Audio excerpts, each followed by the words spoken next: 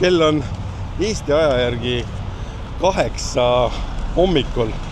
Meil on ta kell 1 päeval ja väljas on UV on 11 ning kõige agressiivsem päike üldse. Ma ei oska enam mitte midagi selga panna. Kõik võimalikud riided on sellised, mis nagu lasevad vist päikest läbi või mida iganes, sa põled igast asendist juba täie raha eest ära. Ja järgmine retk on siis taas uuesti uute õllede järele. Ei tohi lasta seda õhumulli või siis seda tekkida, et sul tekiks mingi vedeliku puudus. Iga poole tunni taga üks poolene õlle on, ma arvan, siin nagu must be teema, et sa pead nagu võtma mingit sükst asja. Ja hetkel siis 7-Eleven sinna oma kodupoodi järjekordselt ja lähen tšekkan, võtan sealt siis kohalik õlut ning sellega peab jälle pool tundi vastu. Nii et ma arvan, et see on hea mõte. Poes käidud ja sükene kilekotitäis, selles mõttes 2 õlli ja mingi vitamiinijook, kus on siis vajalikud mineraalid ja asjad sees, et see ka kõik olemas ja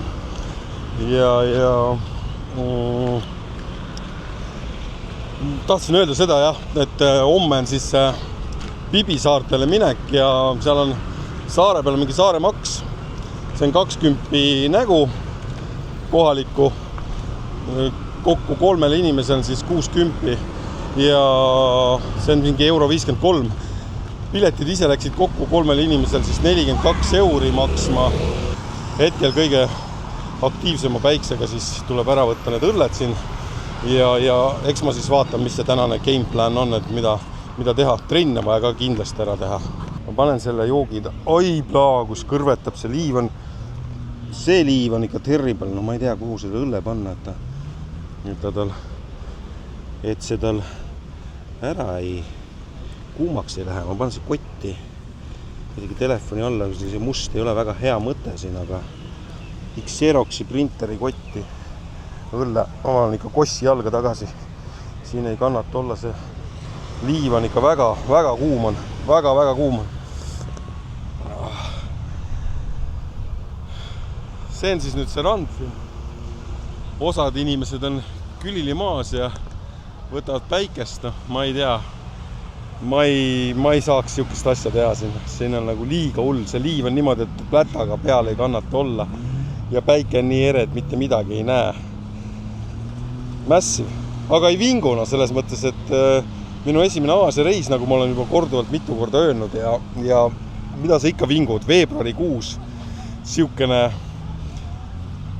kraad, ma vaatan kohe, mis ta näitab meile soojakraadi, kell on 8:10 hommikul hetkel ja näitab, ma ei tea, kas hästi näha, 31 kraadi. Ainus, kus kannatab siis olla, ongi seal vilualas kuskil, kas siis mööda promenaadi kõndides, kus tuul veidike liigub või siis istud siin betooni peal niimoodi veidikene vilus ja muidugi nende puud all on ka nagu hea istuda. Siin on siis tehtud nüüd peale seda tsunamit, mis siin kunagi oli aastal 2004, on siis tehtud sükene mingisugune hoiatusvärk. Ehk siis mingid sireenid hakkavad tööle siis kuhu nagu jooksma peaks. Kuhuni nagu vesi võib ulatuda, siin on siis näha mingisugused alad ja kõrgused ka. Ja tabeli jaoks on siis nagu 1000 meetrit määratud. Ja siin on ilmselt saab tõmmata mingi hoiatusäpi ka siis. Ja mulle tundub, et kui hästi odavalt saab, siis oleks päikseprill tegelikult hea mõte. Aga kuna ja kust seda osta saab, seda ma ei tea. Jälle Lagerbeer, Lio, kai kohalik, 5 kraadi ja esimene emotsioon. Oi. See eelmine, mis ma võtsin hommikupoole, see oli kuidagi nagu pehmem. Sest oli espresso, seal oligi espresso kohvi maitset tunda, aga see on nagu sükene ikka väga laagerdunud maitsega, aga mitte halb. Tuleb ära juua. Kohe näitan teile randa ka, lähen teen oma pool ujumise ära siin aivabast tsoonis. Iiv on nii mega kuum. Pakun mingisugune 45-55 sinna vahesse. Seista ei saa, jala kõrvetab ära. Ja hetkel siis väike kups. Täna on juba päikest nii palju saadud, et ilmselt tuleb õhtul siis aloe veeraga hakata ennast kosutama, sest vastasel juhul on päiksepõletus ja nii edasi, et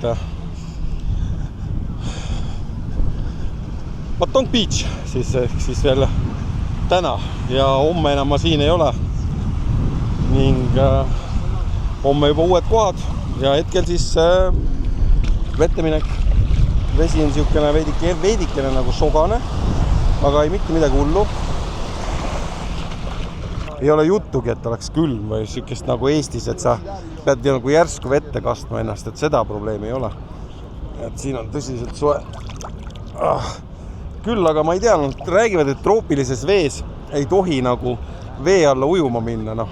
Ja ma ei ole näinud ka ühtegi venda, kes sukelduks, sest väidetavalt võid tõmmata endale mingisuguse bakteri või mitte bakteri, vaid mingi mallika endale ninna ja siis pärast on sul mingisugune ajukelme põletik. Aga see võib olla ka muidugi linnalegend, et ma ei tea, eks igaüks räägib oma juttu.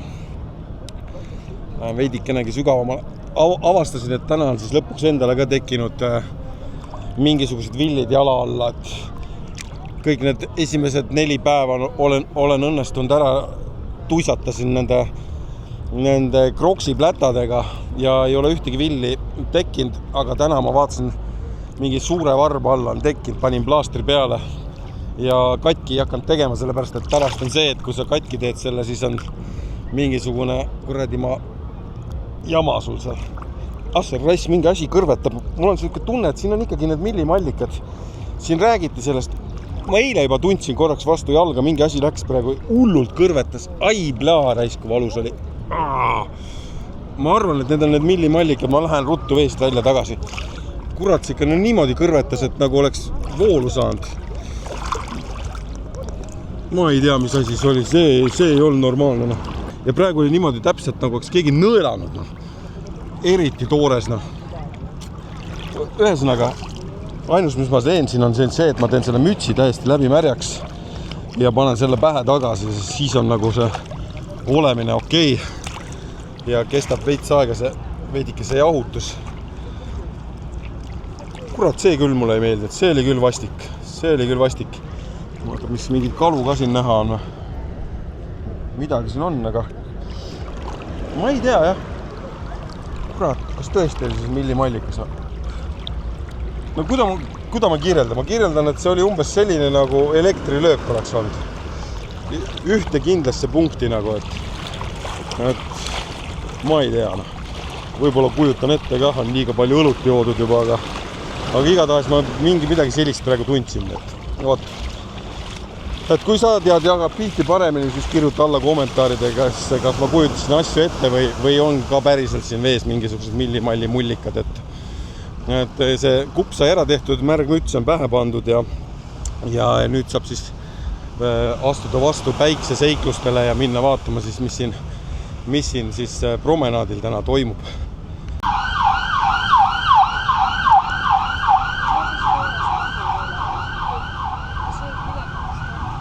Ma ei tea, mis siin toimub, aga siin mulle tundub, et on mingi altar tehtud, et siin on väike ananass, väike õun, mandariin, siis on mingisugused joogid pandud, siis on suur leht, see palmileht ei ole, siis on need mingisugused spring asjad seal ja hunnik sipelgaid. Ehk siis tundub, et on mingi pühamuh, siin on sellised pikad, suured sipelgad, ma ei tea. Siukse venna, kes küll laksu saada ei tahaks, siin selgelt lõpetaks Tai haiglas. Ja siin on see minu õllepurk, mina panen selle ka altarile siit eestlaste poolt, panen siia sipelgapesa juurde, et nad saaksid siit endale ka õlut võtta Leo õlut, näed, möll läks käima. Paar esimest venda läks kohe uudistama, mida toodi. Ja ma usun, et neil on, nüüd on elu lill. Siin on veel üks huvitav asi, et aiandushuvilistele, et tavaliselt sellised pooleliitrised veepudelid või Coca-Cola pudelid, whatever, on pandud liiva täis ja on tehtud selline, mina ei tea, mingisugused ääred, murukaitse ääred või sellised. Et huvitav lahendus, pole sellist asja varem näinud kuskil. Ja kõik on niimoodi neid pudeleid täis pandud, et kuidas prügist lahti saada operatsioon. Jõusaal, õhtul tulen siia järjekordselt trenni tegema, aga hetkel on õlut ja ei viitsi mingit trenni teha. Mis on niimoodi? Tipakene, tipa ära ole niimoodi. Nii madala häälega, tipakene. Sul on teine koer seal, selles on asi. Ta ei taha suga sõbraks saada. Näed, tule ütle tere nüüd teisele koerale,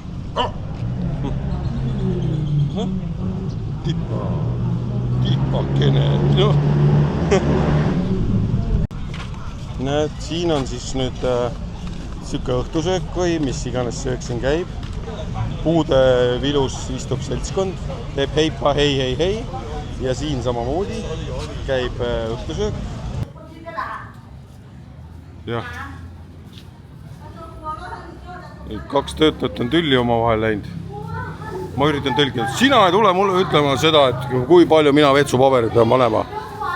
Mida hekki raisk? Ma tõmban ümber pea selle vetsupaberi sulle. Mida raisk? Sa oled vallandatud. Ma istun maa sinna. Hullult on tülli läinud. Niimoodi pead siis vegeteerima siin keset liiklust.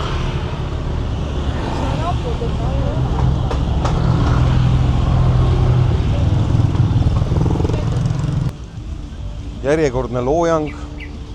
Viimane õhtu siis Patong Beachis ja juba hommikul kell 9 viib meie teekond siis Pipi saartele. Siin on siis meil nüüd 3 praadi. Selles mõttes siin on üks kana ja riis. Siin on mingid mereannid.